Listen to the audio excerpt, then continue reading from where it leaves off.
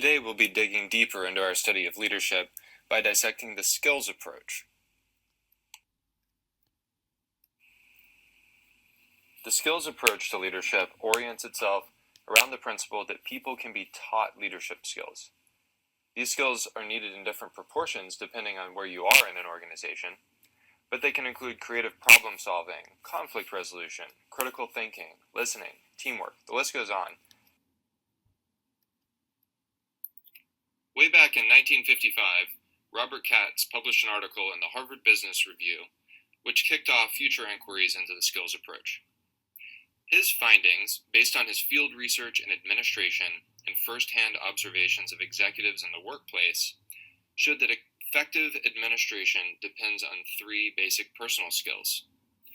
Those skills are technical, human, and conceptual. The first of Katz's three basic personal skills, technical skills, show knowledge about and proficiency in a specific type of work or activity, working with things, competencies in a specialized area, analytical ability, and the ability to use appropriate tools and techniques. Technical skills involve a hands-on activity with a basic product or process within an organization. Technical skills are most important at lower and middle levels of management, and less important in upper management. The second of the competencies are human skills. This involves knowledge about and ability to work with people. Human skills are people skills and the abilities that help a leader to work effectively with followers, peers, and superiors. The last of Katz's basic personal skills are conceptual skills, which are the ability to work with ideas and concepts. A leader with conceptual skills is comfortable talking about the ideas that shape an organization and the intricacies involved. A leader with conceptual skills is good at putting the company's goals into words. Conceptual skills are central to creating a vision and a strategic plan for an organization.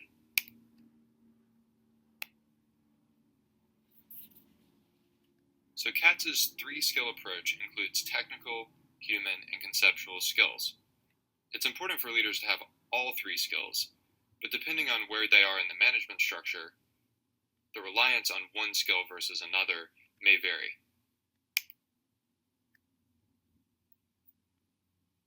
Many years later, in the mid-1990s, Mumford, Zuccaro, Harding et al.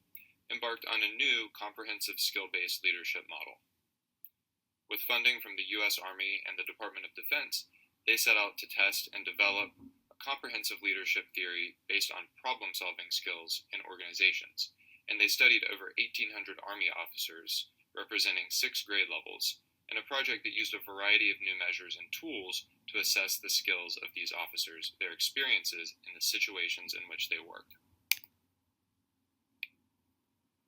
In this model, the three competencies, problem-solving skills, social judgment skills, and knowledge, are the key factors that account for effective performance.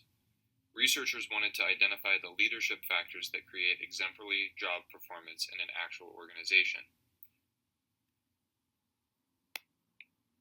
Problem solving involves the creative ability to solve new and unusual, ill-defined organizational problems, including defining significant problems, gathering problem information, formulating new understandings about the problem, and generating prototype plans for problem solutions.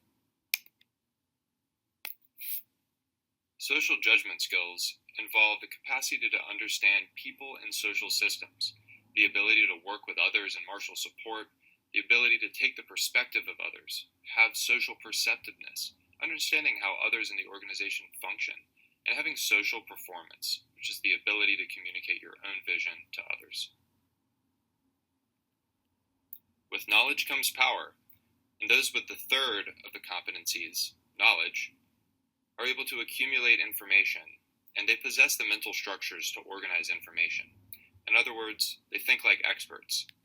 And this allows them to attempt to solve organizational problems and define complex problems in their attempt to solve them. Interacting with the aforementioned competencies are 4 individual attributes that have an impact on leadership skills and knowledge. General cognitive ability, which is a person's intelligence, the intellectual ability that is learned, or crystallized cognitive ability, the motivation and willingness to tackle complex organizational problems, and personality. The next component of the skills model involves looking at leadership outcomes. But how do we measure this? First, we look at effective problem solving. Good problem solving involves creating solutions that are logical, effective, and unique, and that go beyond given information. The second component is looking at performance, which is simply how well the leader has done the job.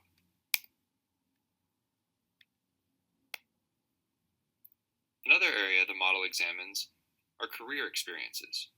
Experiences which are acquired in the course of leaders' careers influence their knowledge and skills to solve complex problems. Challenging job assignments, mentoring, appropriate training, and hands-on experience in solving new and unusual problems.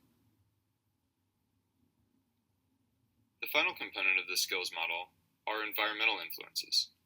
This represents factors outside of the leader's competencies, characteristics, and experiences that can have an effect on the leader's performance.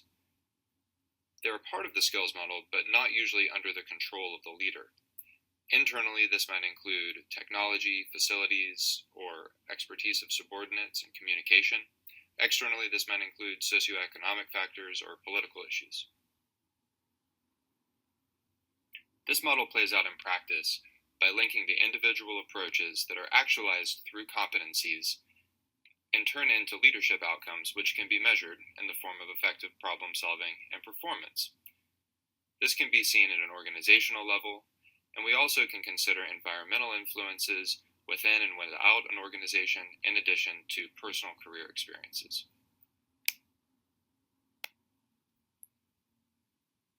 Some of the great things about the skills model is that it's a leader-centered model that stresses the importance of developing particular leadership skills.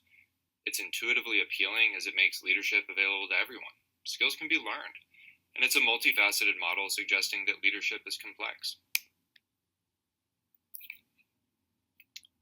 From both a research and teaching standpoint, the skills approach has provided valuable insight into organizational functioning, both at an operational level and at a personal development level.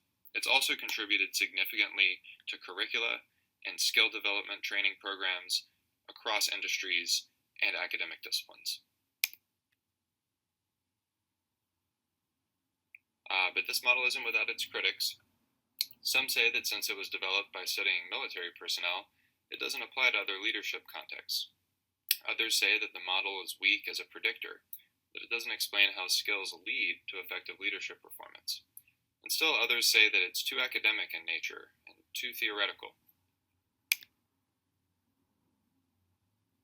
In short, the leadership field was deeply impacted by the work of skills approach researchers. And this approach established that leadership is in fact a set of skills that can be learned and developed over time. This is important as we reflect on leadership within organizations and within individuals.